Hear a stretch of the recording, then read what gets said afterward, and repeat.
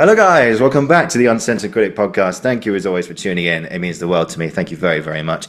And today we welcome along another West End musical extraordinaire by the name of Georgina Castle. And if anyone who's not familiar with Georgie's work, let's take a moment to introduce her right now. So, Georgie trained at the Central School of Speech and Drama and has gone on to tackle the musical theatre scene in London's West End with great effect. Her credits include for television, Doctors and New Tricks; for radio, a featured vocalist on Magic Radio's Magic at the Musicals at the Royal Albert Hall; for recordings, An Evening at the Musicals, Zoovolution for Walt Disney; and Andrew Lloyd Webber's original cast recording of Cinderella, which was nominated for Best Musical Theatre Album of 2022, where she played Marie. And for theatre, I mean, we could be here all day going through Georgie's credits. She's done so much, so this is it in a nutshell. So, Antigone at the Belsize Park Arts Festival; Dirty Dancing at the UK and Ireland tour, also at the Dominion Theatre; Mamma Mia, where she played Sophie at the Novello Theatre;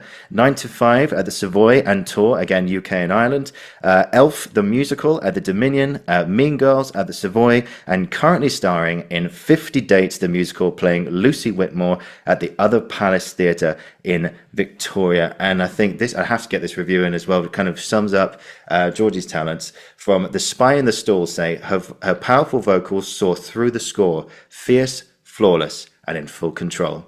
So, Oh, well, that was very nice. I'd love an intro like that every morning, wherever I'm going. so you can just Oh, clip that and just use that as your alarm or something. just a reminder, you're a bad bitch. Wake up. Yes, you're a bad bitch.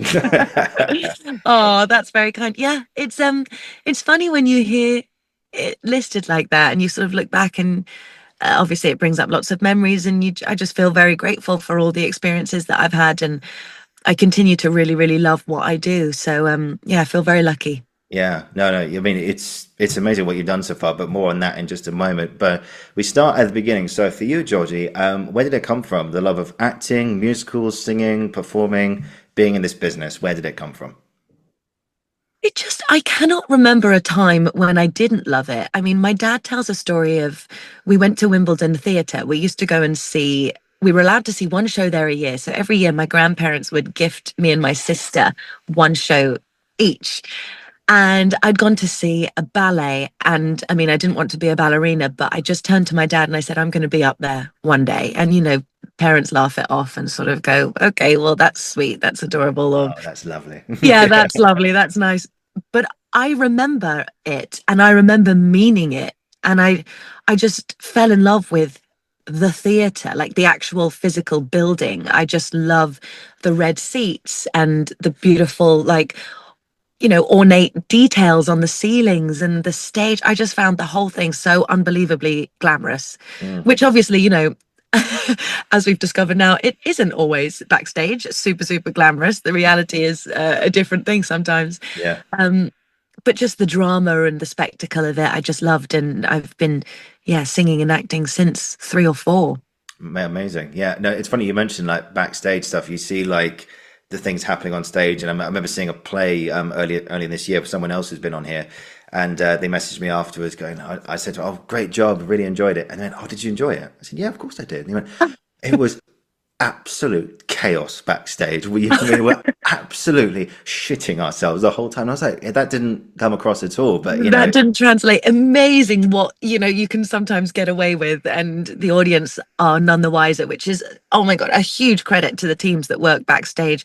I yeah, mean, we had an incident last night in the show where our major set piece is a house that revolves, and it alternates between Lucy Whitmore's porch and Ukulele Sue's cafe, mhm, and it just wouldn't turn around. So you've got these people are just kicking it, pushing it, shunting it, chucking their body weight against it, like, and the queue is fast approaching. You can feel yourself getting more and more like, oh my God, what's going to happen here? But they got it round just at the last minute. So huge credit to them. I'd have just panicked.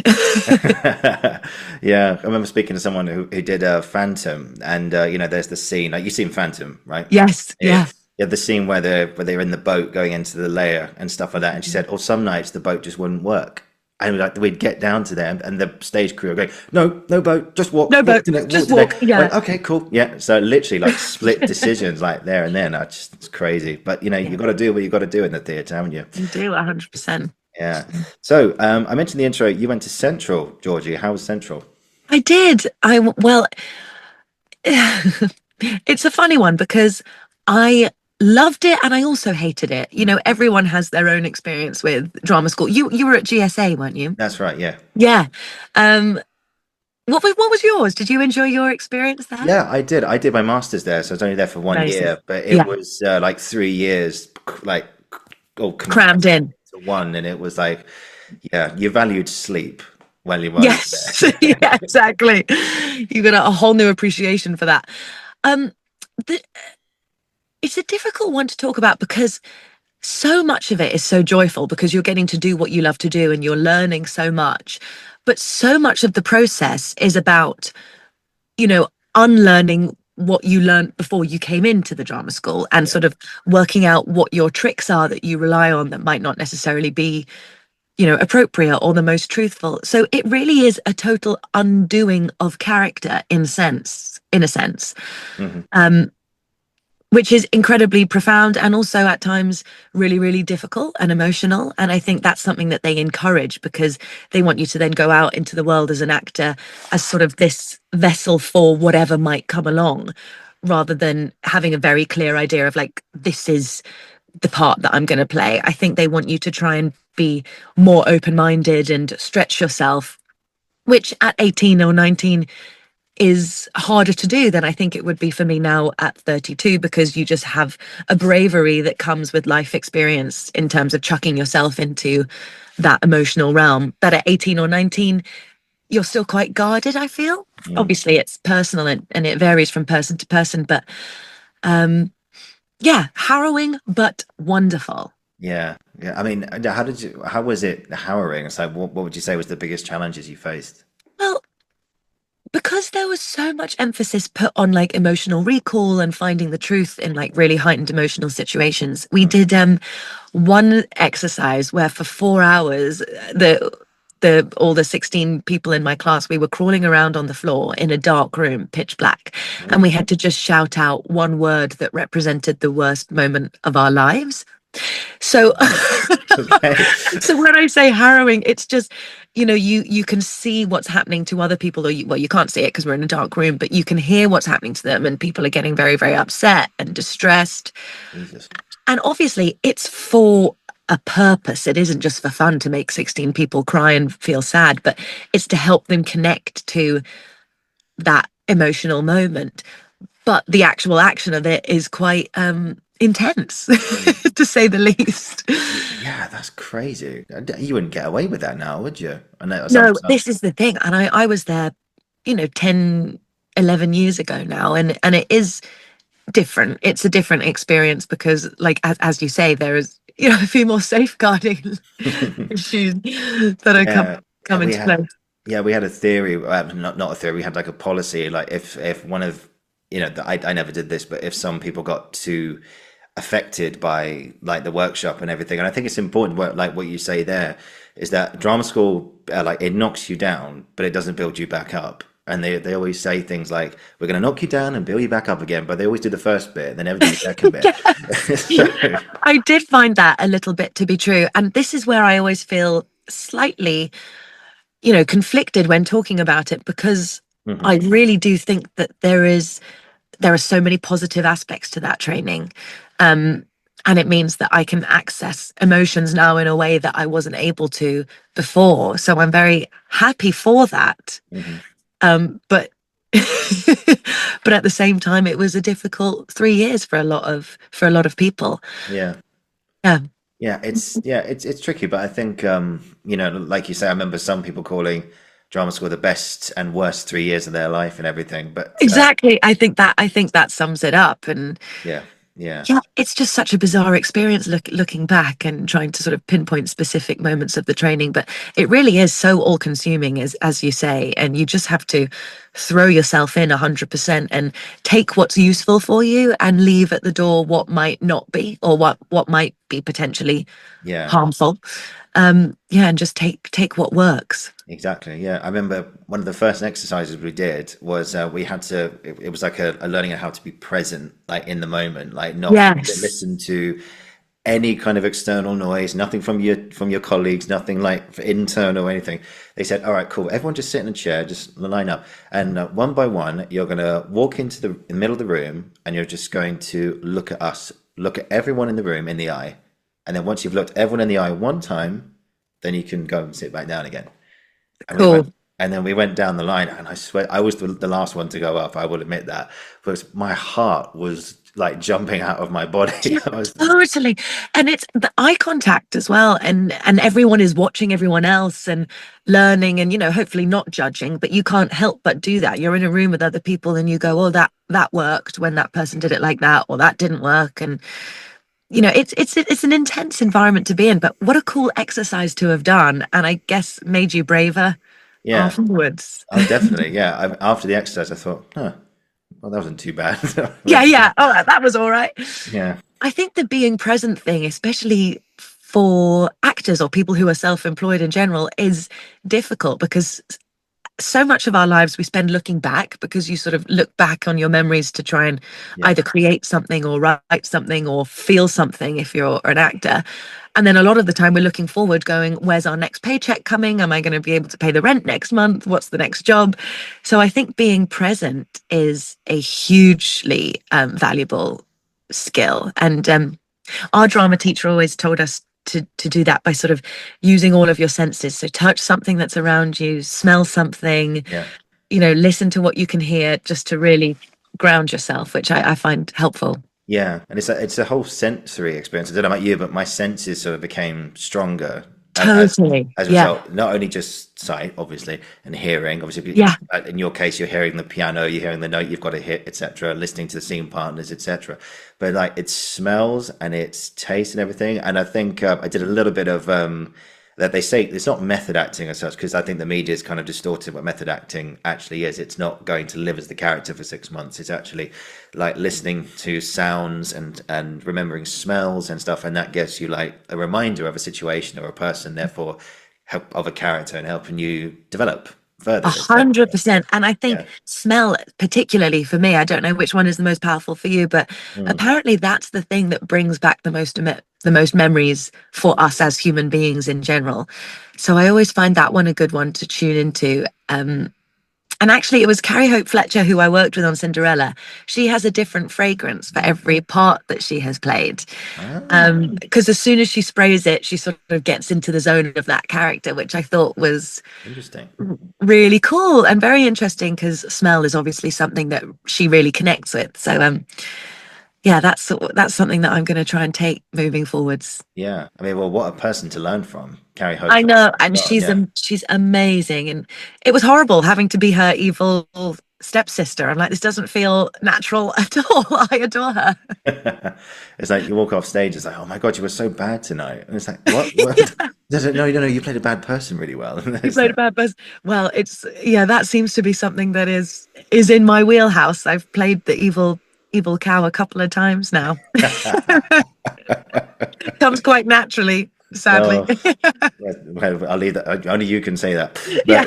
But no, but I'm curious now. This is another question I sort of like asking people, which is, and it's really cool what we've talked about just in terms of drama school and stuff.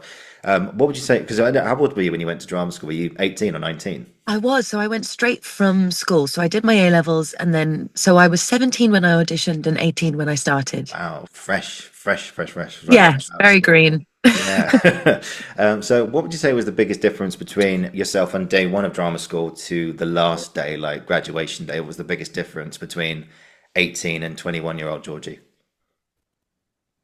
A lack of self-consciousness, which I think is so important as a performer. And actually as a human, I do a lot of teaching of like younger performers, and it feels so sad to me because they come, 8, 9, 10, 11, 12, ready to play and chuck themselves into any situation. And then obviously puberty hits and self-consciousness comes in. And all of a sudden we make ourselves so much smaller Mm, to sort of fit quietly into this world. And actually, it's like, it always devastates me because it's hard to then come out of that sometimes.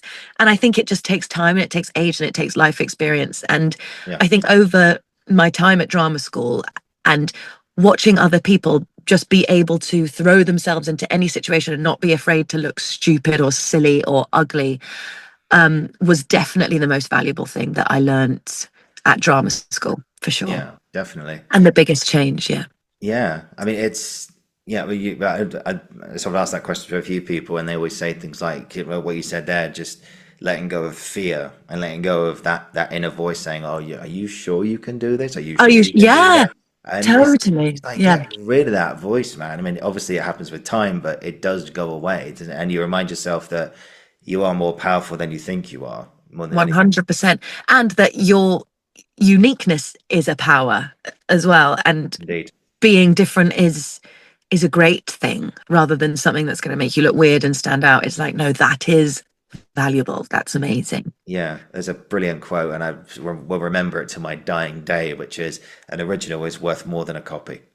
Oh, yeah. Well, exactly. Yeah, And nobody can do you better than you. You are you. So do your thing. yeah, And it yeah. really is true. But in terms of the bravery, the letting go of fear at drama school, and this didn't happen to all of the girls, but I was basically told that I wasn't allowed to wash my hair more than once a fortnight, or this was only, this was for one specific project. This wasn't the whole time, but it was a really powerful exercise in just being okay with being ugly. So it was like no nail varnish, no makeup. You had to just come in barefaced, and I had to call my teacher a CUNT 5 times before every session.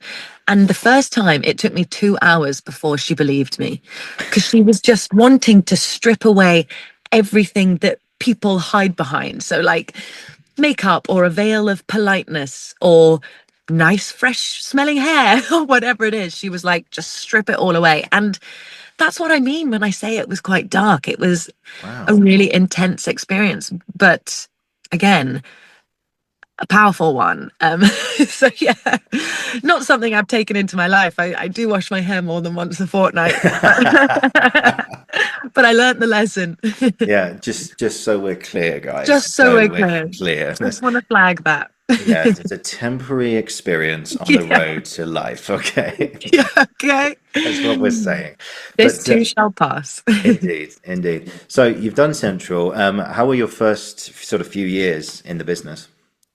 Good, well, good. So I came out of Central, where obviously the training is quite dark and intense, and then I went straight into the happiest, clappiest musicals of all time, which Yeah, was actually really, really joyful and refreshing. I went into the UK tour of Dirty Dancing, nice. where I had an absolute whale of a time. I partied a lot harder than I would be able to now. I was only 22 and didn't have to really sing in the show, so just had a great time, gallivanting around the UK. And then I came into town and I did Sophie, which was my first lead in the West End, Hmm. which for me was just a total dream come true. Like, I know that sounds like a cliche, but and that's why I stayed for 2 years. I was just having the best time. And yeah, and then after that it was Dora Lee in 9 to 5, I think, was my next really exciting project, um which was then super fun in a different way because she's more of an adult part and a very, very funny part. And that was when I discovered that actually comedy is a real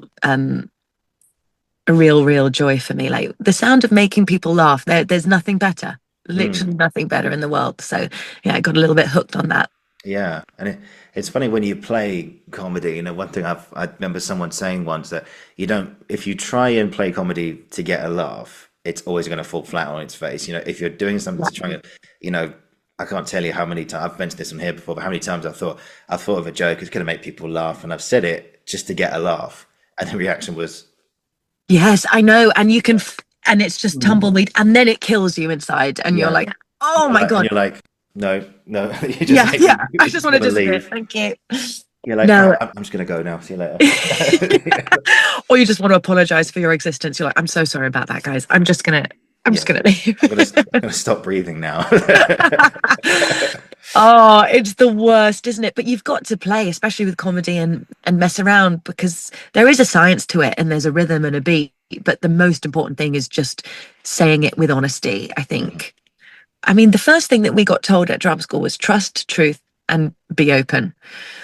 Um, I mean, also one of the girls in my drama school class, I'm not going to tell you who it was, but got that tattooed on the inside of her leg, which I didn't think was ideal.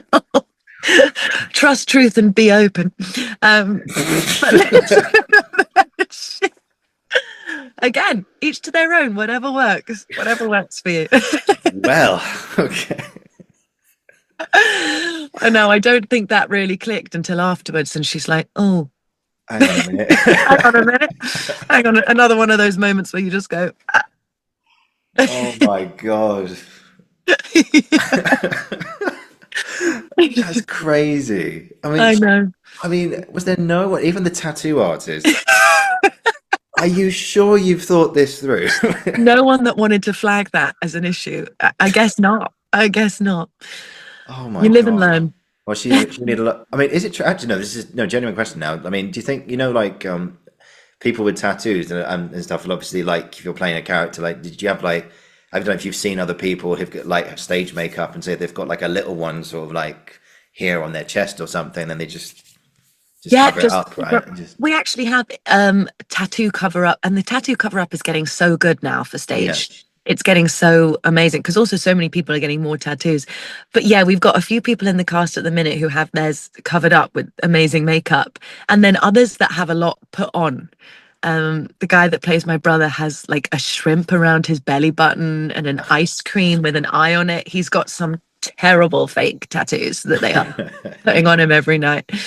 But yeah, Yeah. it's getting so good. I've got this little, I don't know if you can see, I've got a little naughty smiley face. Yeah. I get away with that one. Oh yeah, that's fine. That's That fine. one's You okay. can just hide away and stuff like Yeah. that. That's okay. But no, actually, because you mentioned what you did, Mamma Mia. You said you did that for 2 years. You played Sophie Yes. for 2 years. Yeah. First of all, before we get into like the nitty gritty of that and like musical theatre sort of life in general, but yeah, I just thought of this question this morning. So, of course, anyone who doesn't know, Mamma Mia, it's a story of Sophie trying to find her dad, and she Yeah. has three possible fathers. hmm And to you, Georgie, who is the dad? Who do you think it is? Oh, this is an interesting one. There's a, oh, I think it's Bill.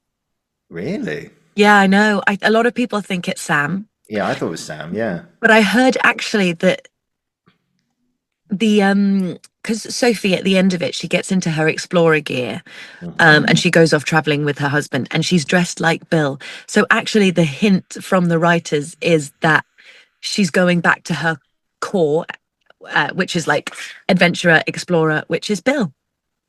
Interesting. So very interesting. That is apparently the take from the writers. That it's a sort of wink, wink, nudge, nudge. It's that guy. Ah, no, Sam always felt, because I haven't actually seen the show on stage, but I saw the film, obviously. And I don't know, it just, for me, right from the beginning, it was, I mean, we could have a whole debate about this, but No, I know, but this is why it's so interesting, and they leave it open-ended. I think the idea of it being Sam is gorgeous because obviously he's in love with Donna, and Donna's in love with him, and it's sort of the unit works, and they have that lovely moment where Sam opens up about his other two boys, and it's really beautiful. So for me, it is a toss-up between Bill and Sam. Mhm. But apparently it's Bill. I know. I don't know. I mean, Yeah, you're like, I'm going to cut that out the podcast. Yeah, it's Sam. it's Sam. Yeah, You no, we're refuse keeping to that believe in. it's Bill. Yeah. So, guys, if you want to, your theories, just put them down below, then we'll read them. But Yeah, let us know. I think, yeah, I don't know, because I always thought Pierce Brosnan did a really good job of playing him and stuff. I know he got a bit of stick for his singing, but I thought he did really well. I thought he was gorgeous. Yeah. I think those movies are fantastic. Very good. They are Very good. so watchable and so joyful. And, sometimes people look down a tiny bit at Mamma Mia, just sort of go, oh, it's a little bit fluffy or whatever. And it's like, it has stood the test of time in the most remarkable way Oh yeah. because it's brilliant. And there is nothing wrong with making people happy. If you leave the theatre, the audience are always on their feet, always having a full-on party at the end of the show. What more do you want? What more do you want? Yeah, and I think like it opens up a big thing because people say, "Oh, we want less musicals in London, or we want more kind of serious stuff." Or musicals, oh, it's all everyone's all happy and cheerful, and always Yeah. it always works out at the end. It never. Excuse me, some musicals are dark, like Sweeney Todd, for example. Oh my God, totally.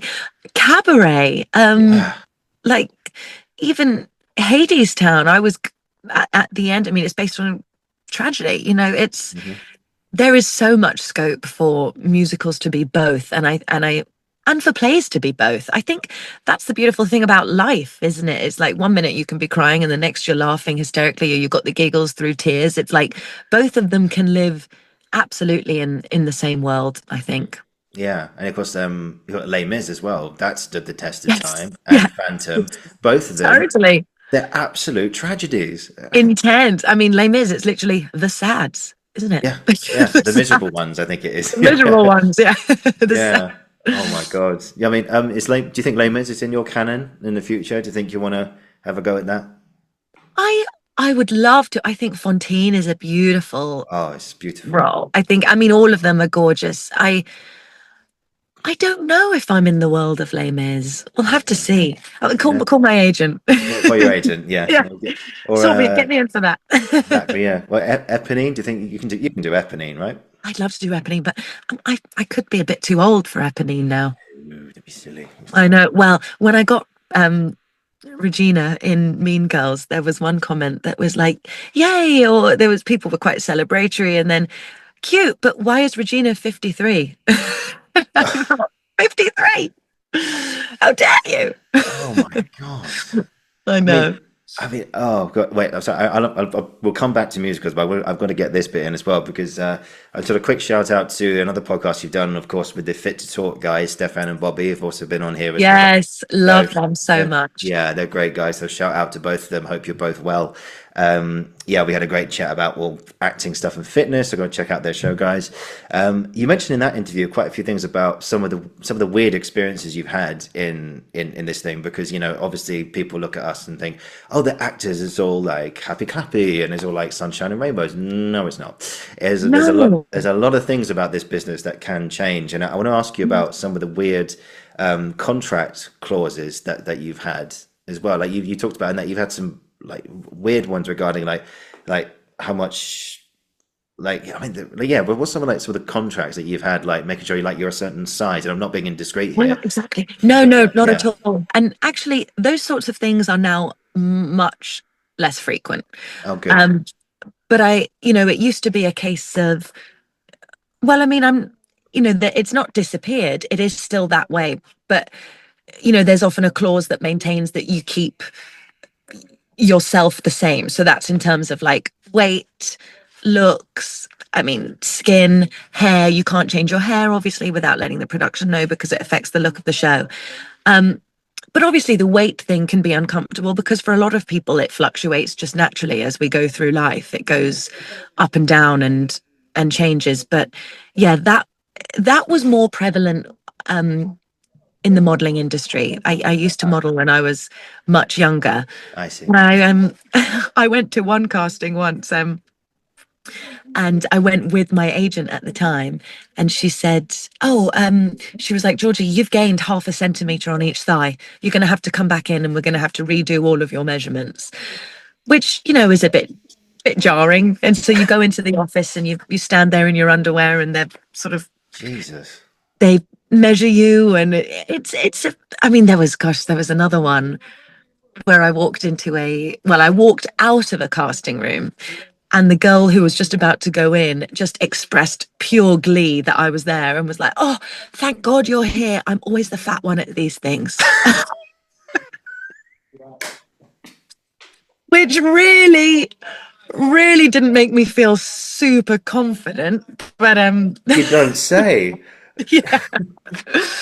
But it just goes to show there's so much, focus on that in that world. But I mean, acting wise, it's happened as well. I went into one casting, and the casting director didn't actually even let me read the scene. She just said, "Oh, darling, you're never going to work with a nose like that." Wow. So that was a bit disappointing. But again, these are all things that happened quite a while ago. Jesus. Well, Yeah. I hope they're well. I hope they're well. And you know what? Most of the time, and you worry that young performers will hear this and be scared to go into rooms. And actually, the opposite is true. Normally, they're so on your side and so willing you to do a fantastic job and are not that hypercritical. Well, to your face.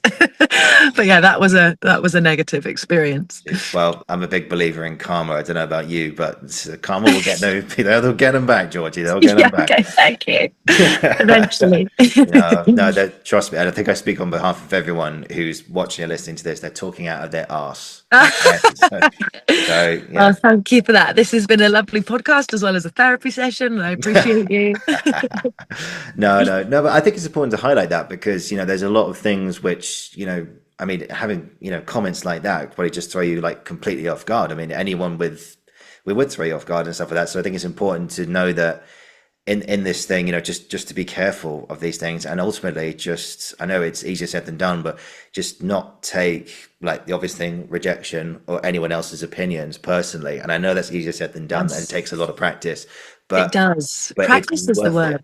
It's worth it. It's worth the practice. Like athletes get better at something, and we get better at like just unfortunately just people either wanting to tear us down or to and expect us to fail, want us to fail, or people who just say no, you're not right for the part. And ultimately we just keep going and say to those people, you don't know what you're talking about. You don't know what you're totally.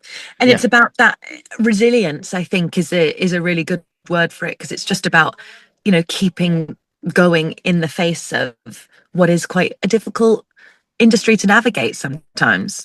Yeah. As difficult as it is wonderful at other times. But that again takes practice, because ultimately it's so hard not to take it personally, because what you're offering is personal. It's your voice, it's from your brain, it's your body that is being measured or being looked at or going, does she look right for that part, or does she fit in the world vocally or energetically? It is personal. But when they give you comments like that, it is not personal, because they're just building their own picture and shape of what they need for their project. So it's nothing to do with you, but obviously it feels like it because your product is you. Yeah. If that makes sense. Absolutely. Yeah, absolutely. And obviously we're going to go back to musical theatre in just a second. We'll get onto some lighter topics again, but just one last thing I'll say about this subject is you mentioned in other interviews as well, just how sometimes you put yourself forward for a part and then you don't get it, and it's like, okay, it's fine, it is just like water off a duck's back. It's like, okay, fine, it wasn't mine anyway. But sometimes you'll go for a part which you think, yeah, I must do this, I must play this part. Yes. And unfortunately there are some rejections which sadly hurt, and I know this as well, sadly do hurt a little bit more than others. So how do you what would you say is the best way to just sort of be like water off a duck's back, especially for those jobs which you really, really want? God, I don't know, actually.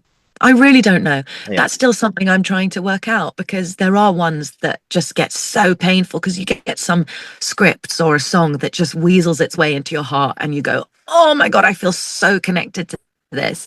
And then when it doesn't go your way, it can feel confusing as well, because not only have you been rejected, which is just disappointing on a human level, but you go, oh, but I thought that I could have brought something to that. So then you start doubting whether your interpretation was right, or whether your instincts are off because you felt like it had gone well or whatever. And actually, so much of the time, I think it's just important to remember that it's not just to do with you. Like the actor playing that part is a tiny cog in a massive wheel that needs to work. So I think that has helped. And I think also being on audition panels as a reader, sitting there as a reader and watching people come in and do amazing auditions. And then once they leave the room, you know, the panel go, oh, it's just a shame he's just that tiny bit too tall for Lois, who we're thinking of as the other part. Or, oh, it's such a shame because that that clashes in whatever way, or the costume that we've got, he's got the wrong shoe size. I mean, it can be anything. It can be literally anything. Yeah. And or they can go, we've fallen madly in love. That was the best acting performance we've seen all day, but it just doesn't have the right energy for the show that we're doing. Yeah. And that has been great because it's like, oh, okay, it doesn't just mean that you're rubbish. You're just not not right in their eyes. And yeah, that has helped. It's sort of like go, okay, don't let it pierce your heart too much. Just go on to the next. Exactly. Yeah. No, I remember doing my first ever drama school audition was at RADA. So no pressure. Yeah. No pressure. Yeah. And I thought it was in a weird time. Like I was trying to, like you said earlier, about a love-hate relationship with drama school. Like, you know, it was part of Central's part of the University of London, so that's kind of like your degree as such. You know, it's drama school, technically it's a degree, but we don't really focus on the formalities. Degree in jazz hands. In jazz hands, yes, exactly. Yeah. But anyway, long story short, I was trying to just try for drama school because second year of university was a bit tough, and I just thought, like, maybe I want to try something a bit new. So anyway, I go to RADA and I do this audition, and at the end of it, I said to him, they were like, oh, so how many other drama schools have you applied for? And I said, well, actually, this is my first one. And they looked at me and went, oh, seriously, well done. Seriously, well done. And I just thought, yeah, I've got to the next round. I've done it. You know, I think RADA, I think there was like 4 rounds. I think there still is 4 rounds, actually. What? And I walked out, and in those days, you got a letter. And that sort of ages me a little bit. But love that. Yeah. What year were you auditioning? That was 2016, I think it was. 2016. I know. Well, I auditioned 2011. Oh, wow. I know. She's an old goat. But yeah, you got a not at all. You got a letter, and what did it say? They basically said, "Oh, thanks very much, but we're not processing you to the next round." And I was just like, "What?" I know. And after you've had that experience of them going, "Wow, well done, you did such a great job," and your hopes go up, and you're like, sky high. You think, I've done it. Yeah. I've done it. Yeah. Oh, it's so funny. I mean, sometimes you can, and again, that can be based on anything, nothing to do with your audition, but just like, oh, we have someone that already looks like him for this year's round or whatever. Yeah, and of course, you know, I'm a white middle-class Englishman, so, you know, they probably had quite a few of those at RADA at the time. Oh, there's a few. There's a couple going around. Yeah, there's quite a few of us. To find the right place for you. But it's difficult when that happens, because I've had auditions where I've come out and I've gone, God, I really, like, I don't know if I can swear on this. I'm going to say I really mucked that up. Yeah, okay, fine. Really fucked that. And then I've had a call from agents and be like, oh, they thought that was great. They'd love to see you next week. And I'm like, what? And then other ones where you come out feeling super confident and you're like, oh, I feel like actually I might get through, hopefully, on that one. And it's like, no, you're not right for the project in any way. And it's like, oh. I know. It's crazy. Yeah, I heard a story of someone who like prepared within an inch of their life for this audition for this big director. And at the end, it was like, oh, well done. This is good work. And as he walked out, the casting assistant said, he never talks in audition, so well done. And you're thinking, I'm thinking, yes, I've got it. And his friend comes around with the script in his hand, and he goes, hi mate, how you doing? Yeah, I'm fine. Yeah, I've got the script here. Oh, I haven't learned it. I haven't prepared. I don't know what to do. So, and he just goes straight in. He was like, okay, well, good luck. Yeah. And then it got out, and that guy who was underprepared, he got the role. I know. This is the thing. And you're like, fuck, there is no justice. There is no justice. Yes. Anyway, anyway, long story short, a few years later, he remembered that audition, and he actually played a huge part in London recently. So people always remember you as well. They do, and you build your reputation over time. And auditioning is part of the job. Like it's part of the work, and whether that comes back in dividends in 5 years or doesn't at all, you just never know. You never know who's in the audience. You never know who's listening to this podcast. You just never know. Exactly. You just never know. And that's what I love about it. And there's a great quote which I heard recently. It's like, you know, you're on the right path when you can't see it in front of you. Oh, that's very cool. Yeah, And I that like also that. feels terrifying because that's Oh sort yeah. of what it feels like as an actor. You're just walking to the edge of an abyss and going, okay, does somebody can I do some singing and dancing for any of you? No? Okay, great. So you walk out there and it's like with self tapes and stuff. Like I remember talking to someone recently, Katie, who's Matzel, and she talked about like the self tape world which we live in now, and you put stuff out there and just it's like you say, you walk into the edge of a cliff. And there's Yes. in a Yeah. good way, by the way, not in a dark way, but you walk to the edge of something and it's just Yeah. so. And anyone here? Yeah. And that is the terrifying and exciting part of it. And like you just said earlier as well, it's sort of what you love about it in that at any moment things can change and that the highs are so high and the lows are so low. And Mm, my dad, he keeps saying to me, he's like, I wish you could find a little bit more balance. And I was like, but I love the thrill of the highs and the lows of what we do. exactly. Some weird masochist. Yeah. Yeah, indeed. But anyway, I don't mean for this to be doom and gloom, but I think it's important to recognize that that this is part of the journey. As they say, nothing's perfect, but No. this is what happens. And ultimately, just important to stress is that yeah, these things do happen, but just keep going, guys. Just keep Yes. going more than For anything. sure. And but that's the most important thing because it just happens for people on a different timeline. For Mm, some, it happens quicker than others, and it's like we had one. There was one a boy in my drama school year who really struggled for a long time, for about 8 or 9 years, to wow. get in the room, and he kept going and he kept plowing through and kept learning and then landed a huge Netflix TV series and is now doing an amazing show at the Almeida, and it's super super exciting for him. So it's a question of when. Mm, You just got to get your head down sometimes. And for other people, it happens straight away, and then you get used to a certain success straight away, and then it goes away and it comes back. No one's journey is linear in this world. mm, like this.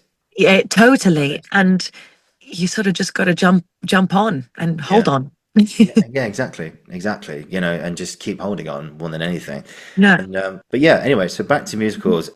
You've been part of some of these incredible projects like Dirty Dancing, Mamma Mia, which we just talked about, 9 to 5 and stuff. So I suppose a big question I wanted to get for today is because you're doing 8 shows a week, Mhm. and musical theatre, it's demanding on the voice, on the larynx, on not only that, but your whole body, and of course your mind as well. So how do you look after your voice and yourself during such a demanding time when it's 8 shows a week and Yes. vocally you've got to be on it every single time? Every time. Well, actually, so the show that I'm doing at the moment is 51st Dates at the Other Palace that you mentioned earlier. But Yeah.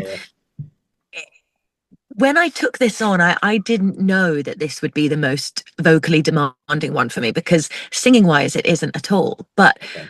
because of Lucy's journey, she discovers every day that she has this short-term memory loss. So she goes through that quite intense experience every day, and there's a lot of shouting and crying as well as singing. So for me, this one has actually been the hardest to navigate vocally, not even because of the singing, which has also been a sort of interesting discovery. And it just means that it's just I get a little bit more boring, a little bit less drinking, a little bit less socializing. But Yeah. luckily, I've had the most amazing friends in the world who are so supportive, and um, they totally understand that actually sometimes, like during the day or on my day off, I need to just not talk too much. Um, and it's like I'll see you in 3 weeks when this finishes. And that is not the case on other jobs that I've done. I've been able to go out or see people whenever I want or party and then be able to come in and do it the next day. But this one has just had a different intensity that has been a real challenge. But I've loved it. I've loved being able to push myself and actually do a little bit more, do a project that is more suited to the training that I had, which was quite dark and intense, as we've spoken about. Mhm. So that has been really, really fun for me, actually. Yeah, no, it sounds great. I mean, I've spoken to a few people like in Phantom and stuff like that. When it's vocally, you got to rest your voice and stuff, and it's just like the basic essentials for that, from what I've heard, and also in life in general, is just make sure you drink enough water. Water is the key. Yeah. There's all sorts of other tricks, and like drinking pee cow and honey and lemon, and obviously just keeping yourself healthy is a hugely important factor, because obviously Yeah. when you're sick, your cords swell. But water is the number one. There are no fancy tricks. It's just rest and water. There, and he drinks, he takes a sip. I love that. He's a professional. But it is true. Like 8 shows a week is demanding. Like, if you've got a sprinter who is sprinting, or training for some sort of athletic event, you don't expect him to then run and sprint on his day off. It's rest, it's recovery. That's when your muscles recover. And it's a little bit the same. If you've been a voice user all week and you've been shouting and singing and crying on the day off, it's like, really, that is just what you need to do. Drink all the water and rest it. Yeah. Do you steam as well?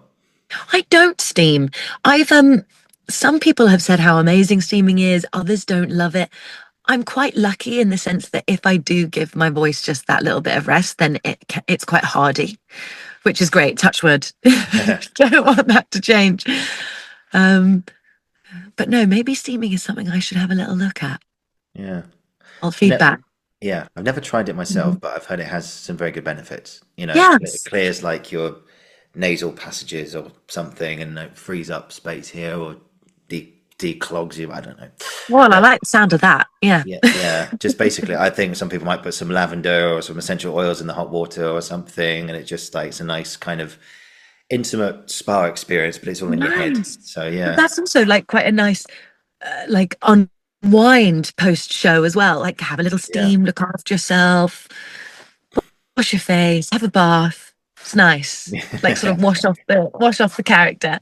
exactly. Yeah, but what was I going to say? Oh yeah, is it true that what they say about like there's certain things that you mustn't touch, like particularly chocolate and dairy and all that stuff? Is that like a no go for when you're doing something like this? Well, that is what they say, but I'm a huge chocolate and cheese fiend. I mean, they do say like to avoid dairy is probably best because Yeah. it sort of like frees up your sinuses. But again, I'm quite lucky in that I'm okay with spicy food. That doesn't affect my voice too much. But I know that there's a lot of people that suffer with reflux. So it's like eating too late at night, then going to bed Yeah. can wreck your voice. You know what the killer is? The killer for me is air conditioning. So I don't know how people do, because it's like it's recycled air. So being on a plane or being in a hotel room. Yeah. But these amazing performers that go on international tours and adjust to a different environment every week and still can bang out an alphabet, I'm like, credit to you. I just think that's amazing. Because yeah, aircon leaves me ropey. Have you never experienced that? No, that's the first time I've heard that. Yeah. Yeah, no, it's like a big one for I think quite a lot of singers. Um, but yeah, that's the one for me. And in our theatre at the moment, Casey Nicola, our director, he's a big comedy director, and he loves it freezing cold, because he said that heat kills comedy. Because if people are too hot, they sort of Oh, get a little bit drowsy or whatever. yeah. Yeah. Just like, So, it's too hot today. yeah, like, oh, I'm gonna Yeah. I can't be bothered to laugh.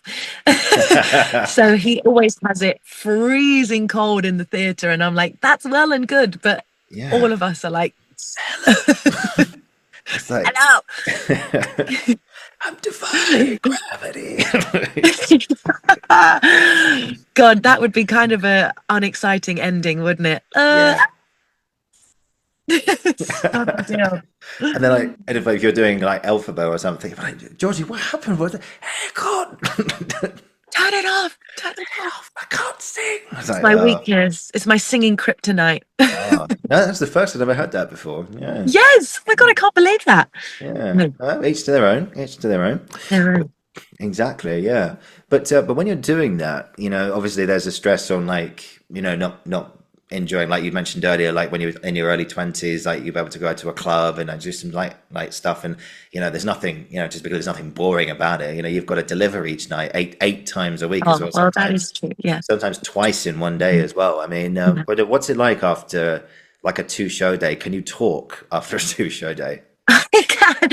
I can, but I always do make sure to do a cool down, which again is something that I didn't necessarily do as a sort of younger performer, but I'm finding it really, really helpful. And that just sort of lowers your larynx down, just relaxes everything, brings everything back to a neutral position. Because especially after crying, shouting, and singing, everything is just tight and held. So that sort of just helps bring it down. And yeah, I can. Sometimes there's just a little bit of huskiness at the end of a two-show day if I'm particularly tired, but in general, it will always be all right with a good night's sleep, loads of water, and just saying hello to people at stage door, but just not being able to stay for a drink too many nights of the week. Still a couple. At least there's a two. At least there's a couple in there. But, There's a couple. yeah. So are you so you soprano, mezzo soprano? What's your tag? Oh, I actually don't even know. Probably I'm a soprano, I guess, but I do love a big old belt. That's sort of my happy place. Yeah. Yeah. I'm always interested about. I was again thinking about this morning because you've performed in some big theaters like the Dominion, for example, when you did Elf, and of course with Dirty Dancing. I mean, if anyone who's been, like, it's where shows like We Will Rock You was there for about 10 years, all that kind of stuff. And Yes. it's a huge theatre. It's absolutely enormous. So obviously you're mic'd up a lot of the time, because to do that with natural projection would just be silly, because people at the back just wouldn't hear you. But like, this might be a bit of a weird question, but in terms of, even though you're mic'd up and everything, so the whole place can hear you, do you still have that mentality of, I've still got to deliver to the back of the audience, I've still got to deliver to the back of the stalls or the circle, as if you're, even though you're naturally there with the microphone, but you're still like projecting so everyone can hear you, if that makes sense. Well, you sort of just want to lift it depending on the space. Like the space that we're in now at the other palace, it's 312 seats. It can be a lot more. I'm a big fan of naturalistic acting anyway, but it can be more intimate in the sort of style. We're still mic'd up even in the other palace. But there's something that happens when you're in a bigger space that I think instinctively as an actor, you elevate it to fill that room. If you're aware of the audience and where they are and, who's at the back, and you want to play right up to the top as well. So there is definitely an element of sort of like lifting it in terms of physicality and energy. But luckily, because the mics are so good now as well, vocally, it's best not to try and push, because otherwise then you can't do the 8 shows a week. It's about finding a balance and working with the sound team, working with the musical director to go, are you getting enough from me here? Am I able to hold back on this note today a little bit? Or can I have a bit more support sound wise in these moments, because I'm feeling a little fragile? And there are other days when it's like, or sometimes they can lower the mic so it can be further down or higher up or whatever. And then there are other days when you're like, I feel great, my voice is fab, like put it as far back as you need, just let's go for it. But I think it's just about being in constant communication with your team as well, and going what works, and obviously the director out the front will go, we're missing you on these bits, can you lift this bit, you can save your voice a bit here. But it's a balancing act. Yeah, I always thought that, when you're in a smaller theatre like the other palace, like you are, I mean, are you mic'd up for that one, or is it all kind of natural? Yeah, no, we are. We're still mic'd up, which is really nice and a real luxury in a small space like that. Doesn't always happen, but it means that it can be naturalistic, and we can really enjoy some of the more intimate, tender moments in the show, which there are a lot of. So yeah, it just helps us get those bits to reach the back as well. Yeah, I don't know. I heard somewhere that, because I know you've done some like recordings as well, like I mentioned Cinderella and Evening at the Musicals and stuff.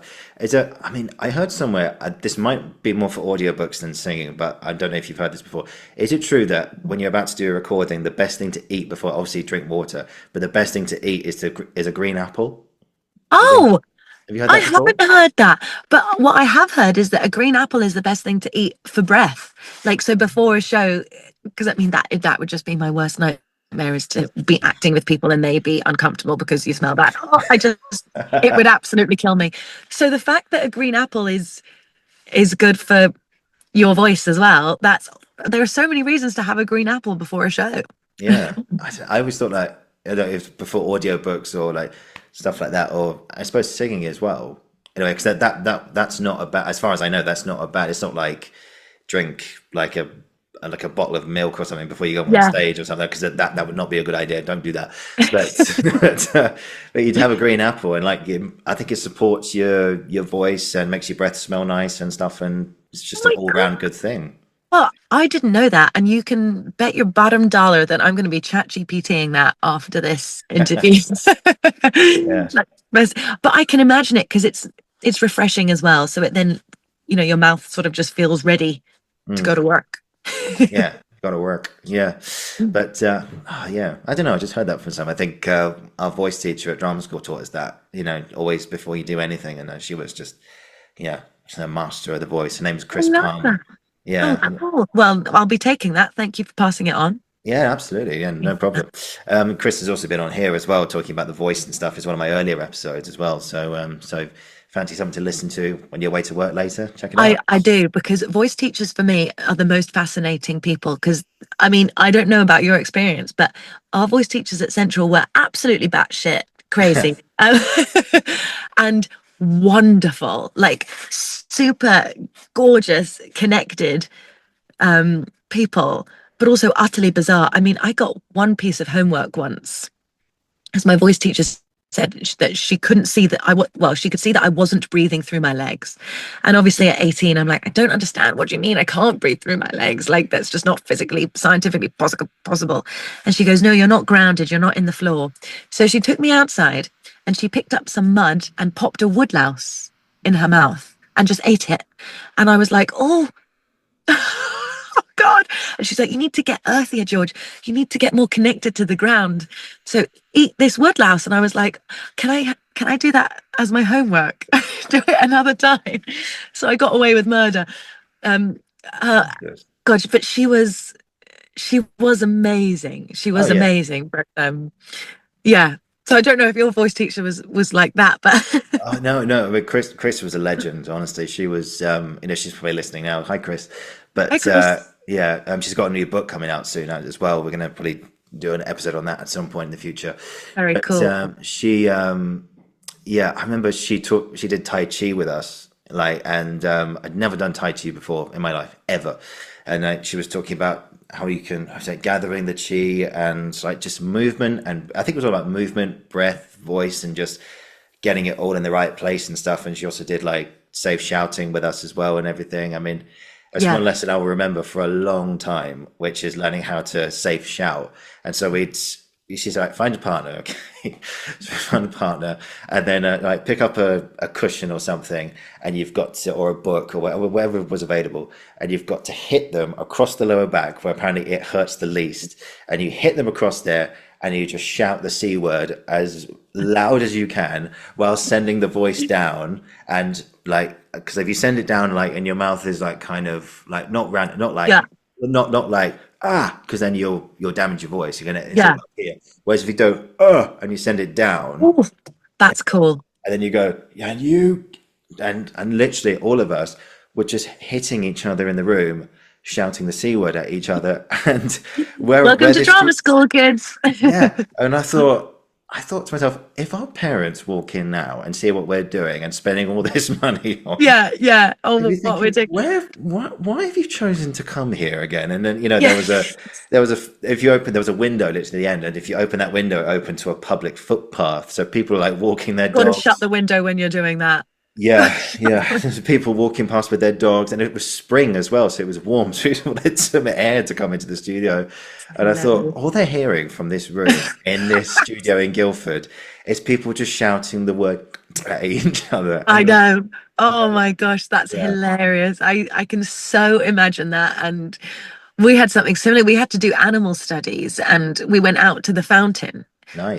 just outside the which is in a public park, and it's like a pond, and we were all in there like pretending to be seals flapping around and making these noises, and I'm like, this must be so bizarre for someone that doesn't know that they're right next to a drama school. If you know that, it makes a bit more sense, but Yeah. Oh God, yeah. we've all been there as creators. I remember going for walks and over lockdown and stuff, and having my headphones on. And now, I don't know about you, but if you're out for a walk and you're listening to like your favorite song from a musical, or I'm a big country and western fan or something, and I always do this. I always like just check. Okay, am I by myself? Yes. Okay, now we can go for it.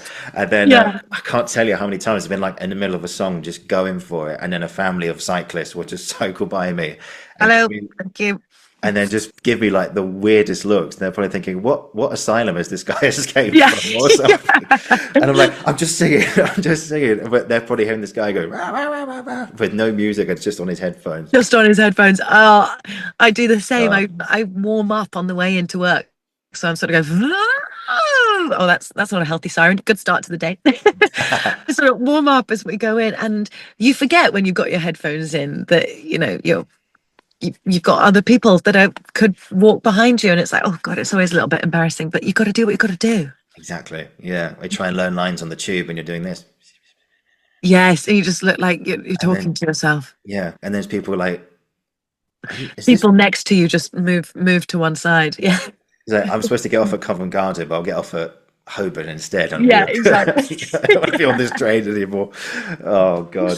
Oh, it's crazy. So relatable. Indeed, yes. Oh my God, is that the time, Georgie? Oh, it's raced along. So, right, we've got to just sort of finish up here, unfortunately, because I know you've got other things to get onto today. You're having some work done in your house, and get ready for tonight's show and everything. And just for the record, thank you for joining me from your car today. The sound has actually been really nice. Oh, has it? It's worked. Well, I'm sorry that I had to join you from my car. Yeah, like Oh, you no, said, no. we're getting some work done in the house, so it's full of banging and nuts and bolts, and full of people that I don't know but are doing nice things to it. So yeah, had to do this out here. But thank you. Yeah, It was great. a pleasure, and nice to get some peace and quiet in here.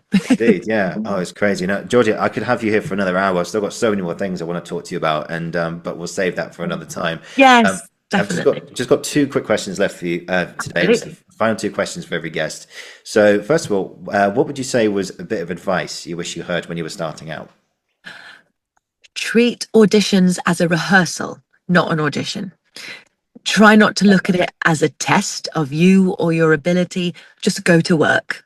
So go in, try your best, give your interpretation of the character, and also be receptive to what they're going to come back and say, like you would be in a rehearsal room. You are playing that part for the 5, 10, 15, 20 minutes that you're in there. The part is yours. So make the most of it and go to work. That's what I'd Yeah, say. that's good. I like that. Never heard that before. Yeah, just treat it Oh, as a, good.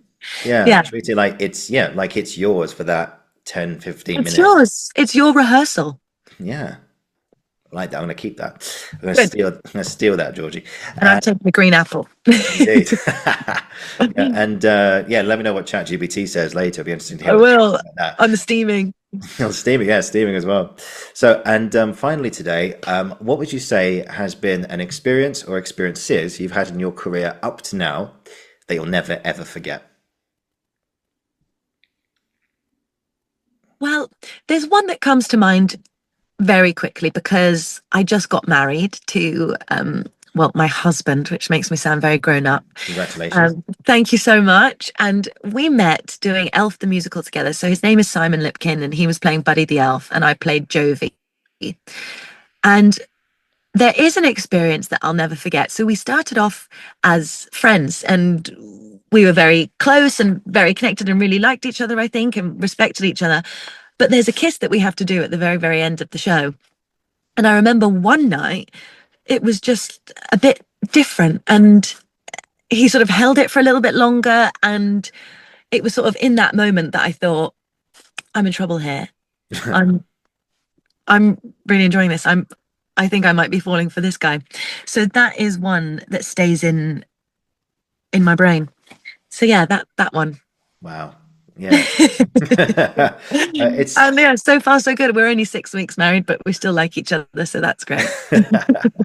it's 6 weeks. Congrats. Yeah. I mean, if Thank you're, you. yeah, wow. And it's perfect as well because it's a love story, Elf, and everything. It's I everyone. know, well, it's a love story. I mean, I literally sing a song called Never Fall in Love with an Elf, and I just quite simply did not take my own advice. Yeah, do not heed the song's advice. Exactly. I was like, I'm going to do the opposite of that. Exactly. Oh well, these things have weird and wonderful ways of working out. So I always find the universe works in weird yet wonderful ways, and you're going, 100%. I don't know how I was supposed to end up here through this route here, but all this route, but Yeah, totally. Because there was yeah, a job that I was desperate to get, and that was looking very, very likely. And then when that didn't happen, that was the reason that I did Elf. And it's like, oh, I would have probably never met the man who is now my husband. So, obviously we've spoken about the trials and tribulations of the industry and drama school, but ultimately, and this sounds again so cliche, but everything does happen for a reason. And if you can't see the path, you're on the right path. Like, just it will work out. Things come into your life, I think, at the right time and when they're meant to. And yeah, so who knew that one job rejection would lead me to that, which then led me to Simon. So you never know. yeah, it's all everything happens for a reason, and Yeah. everything's always working out for your highest good. Even you think this situation, what did I do to possibly deserve this? What have I done? Yeah, and but for some reason you look back and you go, oh, that's why that had to happen. Yeah. Yeah, Yeah. weird and wonderful I ways. think so. Georgie, this has been honestly so much fun. Thank you so much for your time today. Thank you. Such a pleasure being on here. Thank you for inviting me and having me. And yeah, maybe we'll do another one in the future if you want me back and we get a bit more time. Absolutely. No, I've still got so many more things for you today, but we'll get a longer one in at some point in the future. Aw. But honestly, I could, yeah. Here's the next time, Georgie. But it's been absolutely wonderful to talk to you today, and thank you so much. Pleasure. Thank You, you. if you just hang on, I'll finish the recording. We'll have a tiny debrief, then you can shoot back to your builders upstairs. And yeah, brilliant. Wow, what an episode. Guys, thank you for watching. Thank you for listening. This has been the Uncensored Critic podcast, and I'll be back very, very soon. And Georgina Castle, just fantastic. Thank you so much. Thank you.